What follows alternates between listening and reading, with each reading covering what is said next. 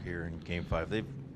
They've taken some heat in their own city now for the last week or so, and I think the series has reached a level of obviously desperation now on both sides. What are you expecting for them at the start or in the whole of Game 5?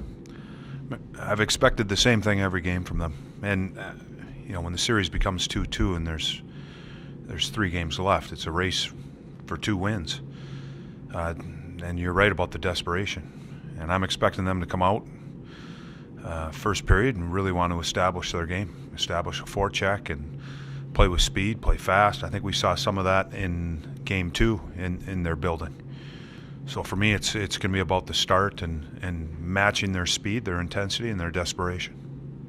How will not having the last line change things with Dubinsky and Crosby, where you go back to try to get as many centers involved as before? It's a possibility of, and again, we'll see how the game's going.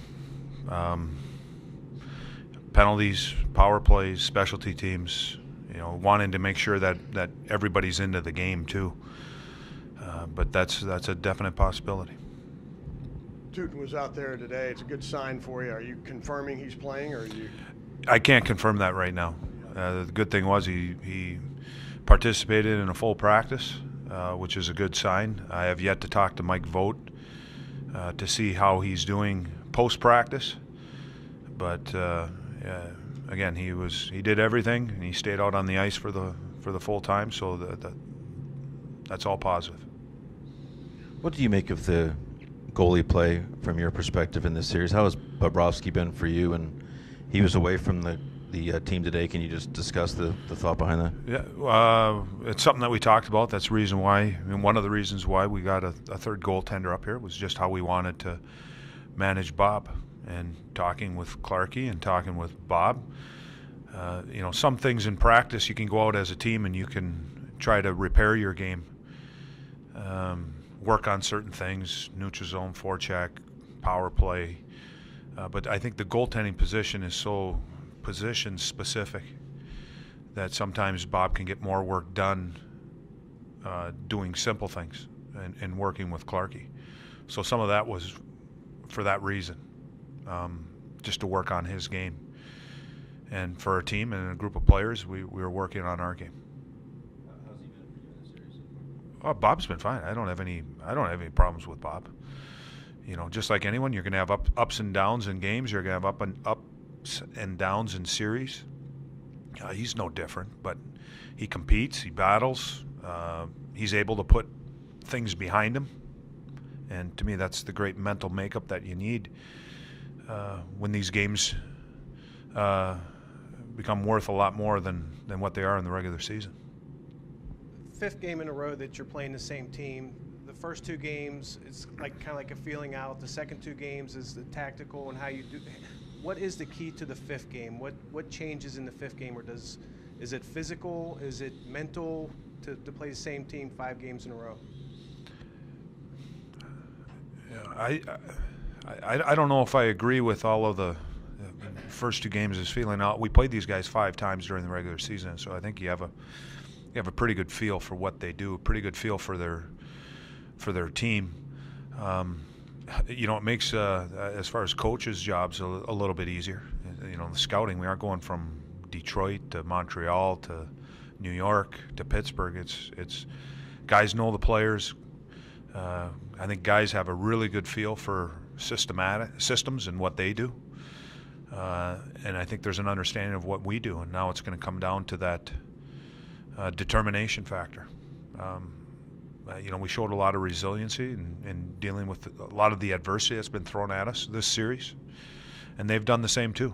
There's been 4 games now where the team that eventually won has been down by at least 2 goals. So both teams have responded. For me, it's the determination coming into Game 5. It's not going to be easy in their building. It's going to be loud. There's going to be lots of things that we got to deal with, and we got to be ready for those things, whatever it is. Bad goal, a goal for us, penalty, non-call, whatever it is, we got to be ready to respond to it. Boone has mixed it up, given hits, but he's only had 2 penalty minutes. Just speak to a young player staying disciplined in this series. Boone's been very good, really all season, and just again, like we talked about Bob, everyone has their ups and downs, and he had that through the course of the season. But for the most part, he's been riding high for us. You can see that the way that he plays. I think his work, his tenacity, how he stays on the puck, determination. It drives other players crazy. And he's big and he's strong. So he's a guy that you get excited about in this organization. What's this guy going to be like in 4 or 5 years? Based on how he's going right now, and I think he's got the character to want to be the best or to want to get better. So it's exciting. But Boone's been very good. Given the way that Game 4 ended for Marc-Andre Fleury, do you take a different approach to the start of Game 5? Is it pucks to the net perhaps more than usual? No different approach. It's from Game 1 that we talked about it. I know they've probably talked similar on their side. Playoffs, you gotta, there's 16 teams, and I would probably think that the 16 goalies that are playing the games have probably had lots of success during the season. So you have to find ways to make them uncomfortable, make it difficult playing that position. And a lot of times it's getting guys right to the front, and it's putting lots of pucks there. I thought we did a decent job last game.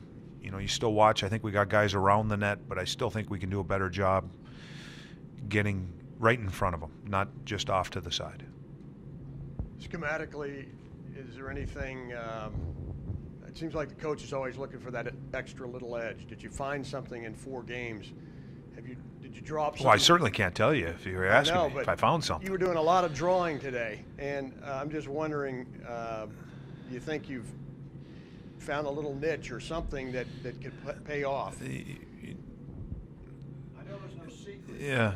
It's hockey is, there's certain things that you can do. I think the motion of the game, it's not like football and designing plays, and I think you can in hockey because you do have face-offs and you can design plays, or you might have a set breakout or a set forecheck where you can design plays, but a lot of times players got to react live. What's going on? Where's the puck? Where are other guys in position out on the ice? You have to react that way. Having played 4 games, again, secrets coming in, I would probably bet Dan and his staff, we haven't fooled them with anything. Maybe caught them off guard here and there, but it was nothing.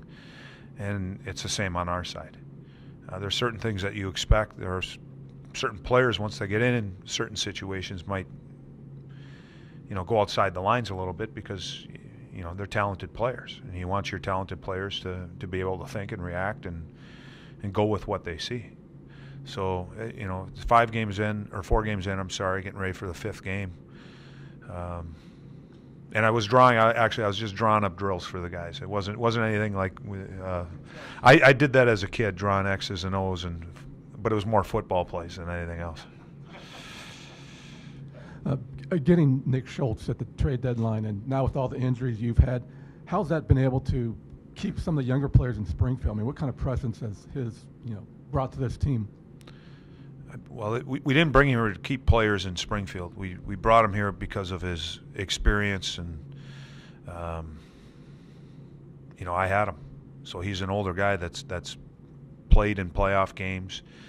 He's seen it all and done it all. And for us, it was adding some depth, needed depth.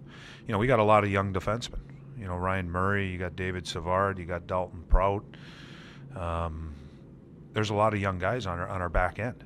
And for us, it was just about adding a guy with some experience, guy that's been through it. So it had nothing to do with keeping guys down. Todd, back to Clay's question there for a second. Have there been any surprises for you through the first 4 games? Or what has surprised you, or however you want to phrase it? Well, there's been surprises. I think the way the series has gone, each team has had leads and have found ways to lose the game, or the other team has found a way to win the game, depending on how you want to look at it.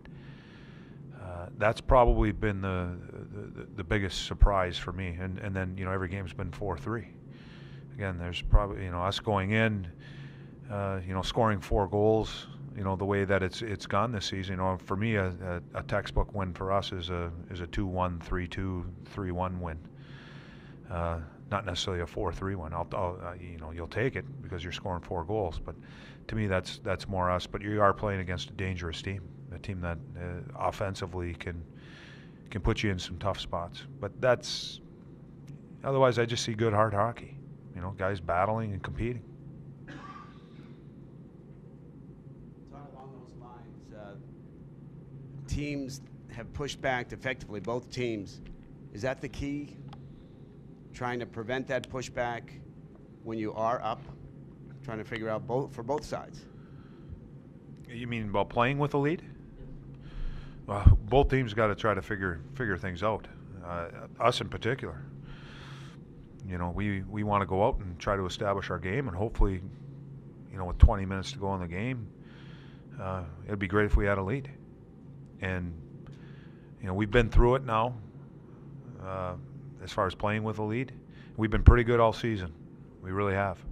But again, you're playing against a team that has some top end players, and they can put you in some difficult situations. But hopefully we can take our experiences that we've just had and we can learn from it and get ready to push back. Todd, who's instilled this? When you talk to the players, it's not about winning 1 game, 2 game, a series.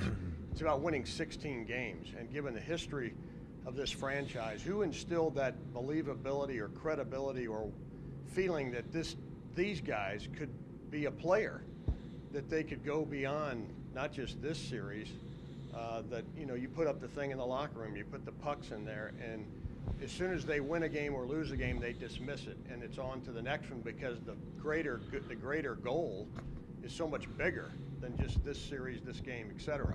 Even coming off the biggest win in franchise history the other night, where does that come from? Who instilled that? John, you?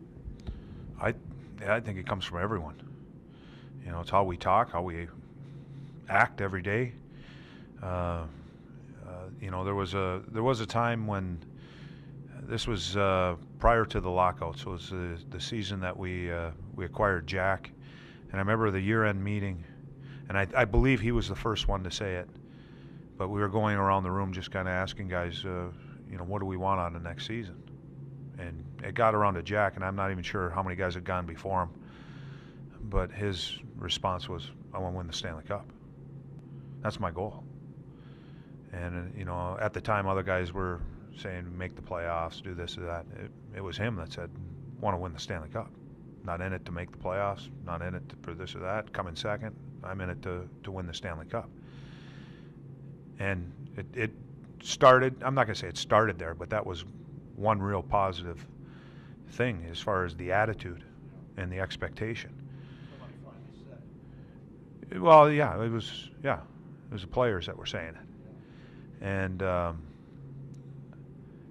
then, all this year it was everybody. It was everybody saying it. Our goal isn't to just come in and make a splash.